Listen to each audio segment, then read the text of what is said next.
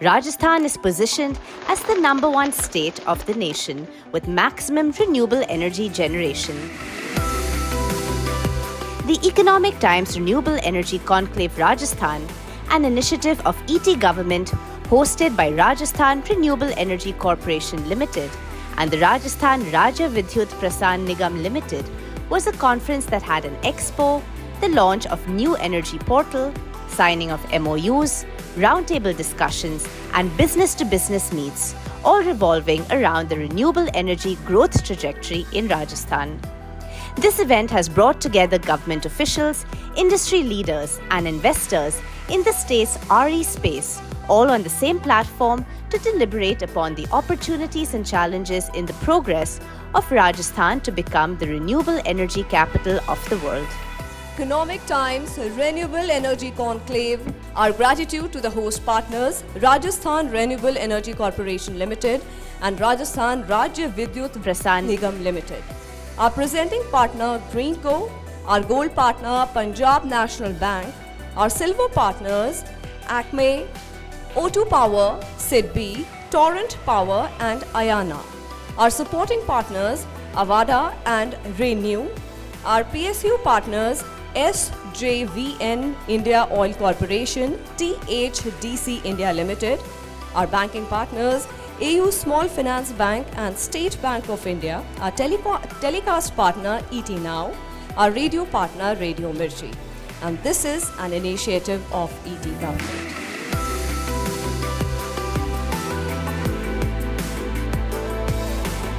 माननीय मुख्यमंत्री महोदय का आगमन, जोरदार तालियों से हम आपका स्वागत और अभिनंदन करते हैं।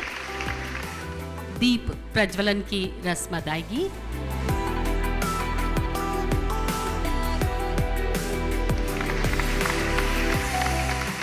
श्री अमित कुमार गुप्ता जी, आप बिजनेस हेड हैं द इकोनॉमिक टाइम्स, आपसे अनुरोध स्वागत उद्बोधन के लिए। The focus of ET government and Economic Times is on offering information of the innovative technologies and systems that the government is using to improve service delivery and enable sustainable development. Shri Ashutosh A.T. Pednekar, Chairman RRECL and CMD RVPN, अनुरोध करना चाहेंगे एक जानकारी हम तक पहुंचाएं और अपना उद्बोधन हमें प्रदान करें। जो विजन है माननीय मुख्यमंत्री महोदय का, जिसके कारण जो पॉलिसीज़ हैं, जो wind policy, solar policy, hybrid policy 2019 और रिप्स पॉलिसी 2022, जो पूरे देश भर में मानी जाती है कि सबसे प्रोग्रेसिव पॉलिसीज़ हैं, और जिसी के कारण इन्वेस्ट राजस्थान में ऐतिहासिक रूप से इस सेक्टर में यहाँ पर निवेश आया हुआ है। इसी कड़ी को कैसे आगे बढ़ाना है, कैसे अधिकारी और कैसे आरई जनरेटर्स और कंपनी साथ बैठें और इस कार्य योजना के ऊपर कैसे आगे काम बढ़ाएं, इसी के विचार विमर्श के लिए आज हम सब यहाँ पर इकट्ठित हुए हैं। आज वो पोर्टल लॉन्च होगा जिसके तहत हम रीच आउट करें आम नागरिकों की तरफ और एग्रीकल्चरिस्ट की तरफ। हमारे बीच हैं श्री कुलदीप राका, प्रमुख सचिव माननीय मुख्यमंत्री और चेयरमैन रीको, अनुरोध करना चाहेंगे उद्बोधन के लिए। भारत ने एमिशन इंटेंसिटी को कम करने के लिए 2030 तक 33 से 35% कार्बन एमिशन को कम करने का लक्ष्य रखा है, और चूंकि ये अंतर्राष्ट्रीय समझौतों के अनुरूप है, कार्बन एमिशंस को कम करने के लिए रिन्यूएबल का एक बहुत इम्पॉर्टेंट रोल बना रहेगा। जैसा अभी पेडनेकर जी बता रहे थे कि इस सेक्टर से एम्प्लॉयमेंट पोटेंशियल को और बढ़ाने के लिए आवश्यक है कि हम विनिर्माण का कार्य भी यहीं पे करें। यदि मैन्युफैक्चरिंग सोलर पैनल्स की पूर्ण रूप से राज्य में होने लगेगी तो उससे रोजगार के लिए एक नया साधन उपलब्ध हो पाएगा। मुख्य सचिव राजस्थान श्रीमती उषा शर्मा जी हमारे बीच हैं, आग्रह करना चाहेंगे अपना उद्बोधन हमें प्रदान करें। नेशनल स्तर पे जो एम्बिशियस टारगेट सेट किए हैं उसके लिए बहुत ज़रूरी है कि रिन्यूएबल एनर्जी क्षेत्र में इंटरनेशनल लेवल के developers, investors, renewable energy manufacturers सब मिलजुल के रिन्यूएबल एनर्जी की प्रोडक्शन के लिए बड़ी इकाइयाँ एवं जो प्रोजेक्ट्स हो सकते हैं उनको किस तरह से सीमलेसली हम स्थापित करें, इसकी ओर हमें बढ़ना होगा। इसके लिए सपोर्टिव पॉलिसी डॉक्यूमेंट, लैंड की अवेलेबिलिटी और अन्य सहयोग भी बहुत आवश्यक हो जाते हैं। और जैसा कुलदीप जी ने भी बताया, और मैं भी यहाँ इस चीज़ को एम्फेसाइज करना चाहूँगी कि हमें बहुत खुशी है कि माननीय मुख्यमंत्री महोदय के लीडरशिप में राजस्थान में सभी डेवलपर्स को, इन्वेस्टर्स को एक बहुत कंड्यूसिव माहौल दिया जा रहा है और इसी का रिजल्ट है कि आज राजस्थान में रिन्यूएबल एनर्जी में हमारा देश में प्रथम स्थान है। इन्वेस्टर्स की ये पहली चॉइस है। ऊर्जा मंत्री राजस्थान श्री भंवर सिंह भाटी जी से अनुरोध अपना उद्बोधन हमें प्रदान करें। उद्योग की बात करें, चाहे ऊर्जा विभाग की बात करें, चाहे राजस्व विभाग की बात करें, सभी माननीय मुख्यमंत्री महोदय के दिशा निर्देशों से राजस्थान में सोलर का अधिकतम इन्वेस्ट हो, सोलर के जितने भी कंपनीज के लोग आए उन सबको किसी भी प्रकार की दिक्कत नहीं आए, किसी भी प्रकार की परेशानी नहीं हो, सभी प्रक्रियाएं जल्दी से जल्दी हो, उसमें हम सब प्रयास में लगे हुए हैं। और मुझे खुशी है कि आपने राजस्थान में सर्वाधिक MOU किए हैं। उन MOUs को लागू करने के लिए भी हमारी सरकार पूरी तरह से प्रयासरत है। मैं इतना ही कहना चाहूँगा कि राजस्थान की सरकार के द्वारा पूरे प्रयास किए जा रहे हैं और यहाँ की जो परिस्थितियाँ हैं, यहाँ का जो मौसम है, सन रेडिएशन की जो किरणें हैं वो सबसे ज़्यादा राजस्थान में यहाँ सोलर एनर्जी के उत्पादन में सहायक सिद्ध हो रही है। भूमि की उपलब्धता भी है और सरकार का सकारात्मक रवैया भी है और प्राइवेट सेक्टर में भी यदि किसानों के द्वारा भी ज़मीनें ली जा रही है तो उनका भी पूरा सपोर्ट रहता है। हम सब लोग मिलकर के आने वाले समय में राजस्थान को सोलर के क्षेत्र में, आज भी राजस्थान पहले नंबर पे है, आने वाले समय में भी देश और दुनिया में राजस्थान निश्चित रूप से आगे रहेगा। आप सब लोग यहाँ पधारे हैं और एक अच्छा कॉन्क्लेव का आयोजन किया है। मैं आयोजकों को भी धन्यवाद देना चाहूँगा और आपसे इतना ही आग्रह करना चाहूँगा कि हमारा विभाग हो या पूरी सरकार हो, हम सब लोग आपके साथ खड़े हैं और आपके हर कार्य के लिए हमेशा आपके साथ तैयार रहेंगे। आप सब लोग पधारे, आपका बहुत बहुत आभार। माननीय उद्योग मंत्री राजस्थान सरकार श्रीमती शकुंतला रावत जी आज के आयोजन में विशिष्ट अतिथि के रूप में हमारे बीच हैं। अपना उद्बोधन हमें प्रदान करें। जो सरकार की अक्षय ऊर्जा की नई नीतियां जो जारी की गई हैं, राज्य में निवेश के लिए राजस्थान इन्वेस्ट प्रमोशन स्कीम जारी की गई, जिसके फलस्वरूप राज्य अक्षय ऊर्जा में पूरे देश में जो प्रथम स्थान पर आ रहा है। राजस्थान सरकार की योजनाओं के कारण, लाभदायी योजनाओं के कारण आ रहा है। राजस्थान इन्वेस्टमेंट प्रमोशन स्कीम का लाभ अक्षय ऊर्जा परियोजनाओं, मैन्युफैक्चरिंग यूनिट को दिए जा रहे, साथ ही ग्रीन हाइड्रोजन परियोजनाओं का विशेष प्रोत्साहन का प्रावधान है। प्रदेश में सस्ती अक्षय ऊर्जा उद्योगों के लिए भी है। राजस्थान इन्वेस्टमेंट प्रमोशन स्कीम उद्योगों के लिए विभिन्न कैटेगरी जैसे बैंकिंग चार्जेज में छूट दी गई है, वितरण में छूट दी गई है। तो ये सारी सुविधाओं के कारण हमारा राजस्थान अग्रणी स्थान पर है। मुझे खुशी है आज का जो ऊर्जा निगम इकोनॉमिक टाइम्स द्वारा ये इनक्लेव का आयोजित प्रोग्राम किया गया है। सभी ने सारी योजनाएं बता दी गई। एनर्जी सेक्टर का नवीनतम सेक्टर पोर्टल का शुभारंभ जो आज हम करने जा रहे हैं। पोर्टल में एनर्जी सेक्टर के सभी 11 विभागों का समस्त डेटा उपलब्ध है। माननीय मुख्यमंत्री महोदय से अनुरोध करना चाहेंगे इसका शुभारंभ अपने कर कमलों से करें।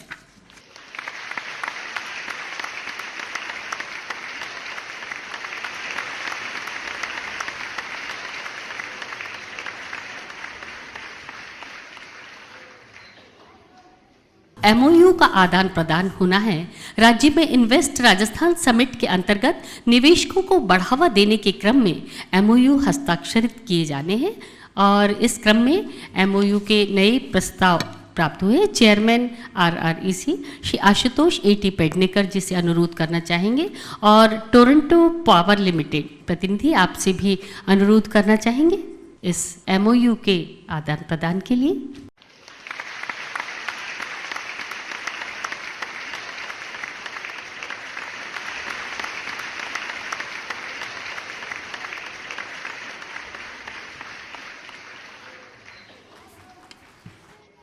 माननीय मुख्यमंत्री राजस्थान सरकार श्री अशोक गहलोत जी से विनम्र अनुरोध अपना मार्गदर्शन, अपना उत्प्रेरण, अपना उद्बोधन हमें प्रदान करें। माननीय मुख्यमंत्री महोदय।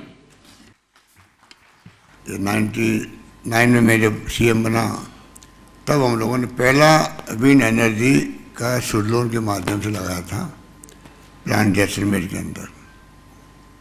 2 मेगावाट का 4 मेगावाट का था। अब तो 4,500 मेगावाट के लगभग राजस्थान में भी उत्पन्न हो रहा उसका भी। पॉलिसी बहुत शानदार बनती राजस्थान के अंदर, इसका मैं आपको विश्वास दिलाता हूँ, चाहे वो सोलर की हो चाहे विंड की हो, उसी रूप में लोग आने लगे राजस्थान के अंदर। तो कहने का मतलब ये कि राजस्थान में संभावनाएं बहुत ज़्यादा है। हम चाहते हैं कि आप लोग प्रयास करें, जब प्लांट के लिए आए, सोलर प्लांट के लिए, तो मैन्युफैक्चरिंग यूनिट भी आपके यहाँ लगे। राजस्थान की जनता को ये एहसास होना चाहिए कि जो सोलर प्लांट के लिए एक से एक इंडस्ट्री आ रही है, उसका लाभ राजस्थान को क्या मिल रहा है। ये जो पॉइंट है, ये मैं समझता हूँ आप जब यहाँ बैठ कर डिस्कशन करेंगे तो आप भी सोचेंगे कि राज्य में हम पॉलिसी तो जो बनाई है अच्छी पॉलिसी बनाई है, चेंजेज कोई आप सुझाव देंगे उस पर हम विचार करेंगे। बिना वाइबिलिटी के आप भी प्लांट लगाएंगे नहीं, पर किस प्रकार से हम कम से कम मैन्युफैक्चरिंग यूनिट जो है वो भी अब बाहर कहीं लगती है और फिर यहाँ खाली प्लांट लगता है। Shri Anil Dhaka, managing director RRECL, आपसे आग्रह है आप सभी का आभार व्यक्त करें। RRECL एवं ऊर्जा विभाग की ओर से मैं माननीय मुख्यमंत्री राजस्थान श्रीमान अशोक गहलोत साहब का हार्दिक धन्यवाद ज्ञापित करता हूं कि वो आज की कॉन्क्लेव में पधारे। वह अपने व्यस्तम शेड्यूल में से समय निकालकर विकासकर्ताओं एवं निवेशकों का उत्साहवर्धन किया। माननीय उद्योग मंत्री श्रीमती शकुंतला रावत जी, माननीय ऊर्जा मंत्री श्री भंवर सिंह भाटी जी का भी मैं आभार व्यक्त करता हूं। मुख्य सचिव महोदया श्रीमती उषा शर्मा, अतिरिक्त मुख्य सचिव उद्योग श्रीमती विनु गुप्ता जी एवं प्रमुख सचिव मुख्यमंत्री राजस्थान श्री कुलदीप रांका जी एवं business head economic times Shri Amit ji का भी मैं आभार व्यक्त करता हूं।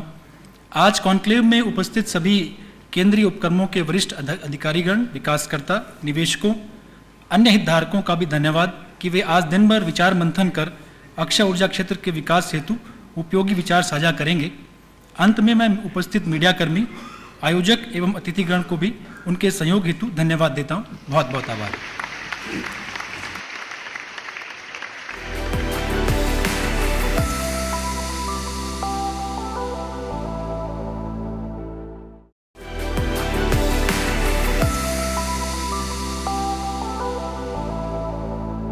Our first panel discussion on innovation and investment to enable renewable energy integration in energy mix, solar plus wind, energy storage, green hydrogen.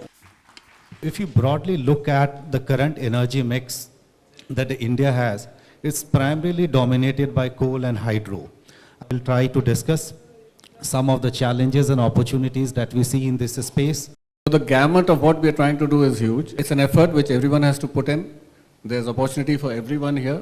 The numbers are huge, and let's see how we can keep growing. And the challenge today is that when it comes to the power sector per se, like GST, there is no uniformity in the policy.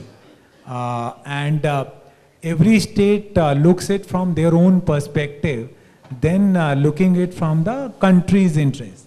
Where globally RE is going to become the sector within generation, India is the leader. So whatever repercussions are going to have on this entire growth of RE worldwide will have far more repercussions in India. One of the challenges specific to green hydrogen and derivatives is it is not near to the port. It also gives an opportunity for Rajasthan to even plan for a pipeline till the port for green ammonia and create a large hub of green hydrogen and derivative within the Rajasthan region. As far as renewable energy is concerned, so there are various projects where bank has recently launched green infrastructure development in the RE space.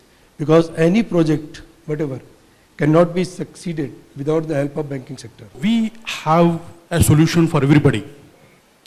If it is a SME unit up to 1 crore of rooftop solar, my bank has created a special branch called Surya Shakti branch, and they turn around the sanctions in a very fast way. This panel discussion is around the topic storage or pumped storage scenario in India eyeing a net zero economy. The round-the-clock energy, this is the main question for RE sector as such. For the last control period, we made regulations in which we have gave 75% transmission charge exemption to project with storage systems. So we'll be coming up with new draft regulations very soon for the next control period. Every sector is working tirelessly to facilitate the investments in Rajasthan so that we can meet the desired goals before they are actually scheduled to be achieved. We at IIT Hyderabad, with the Ministry of Education, we have opened a Greenco School of Sustainability and Climate Change. Up next, we have a panel discussion on transition from conventional to renewable, role of developers, PSUs, and green financial institution. In order to transition from conventional to renewable to net zero, it is necessary for the entire RE ecosystem. They need to relook at their strategies, bringing innovation in their workflows. So we operate risk sharing facility for last 7 years, where any proposal which comes in energy efficiency or renewable energy, we have a team of technical experts which filter it, and then we provide guarantee coverage for the loans. Would also bring on board the line of credit which will channelize to MSMEs. Briefly put my buckets into 3 buckets. One is the paramount is grid security. So the market will move what the grid security requires. Second is the market drivers, what the market wants. And third is the transmission backbone. How to make green energy sustainable? To provide the green solution, the first effort at Greenco is always to contextualize that green solution and make it affordable, and then ask the government and also the financial institutions to support it. India's renewable energy transition towards a clean energy. I would request the distinguished guests for this panel discussion to kindly come and take their seats on the dais.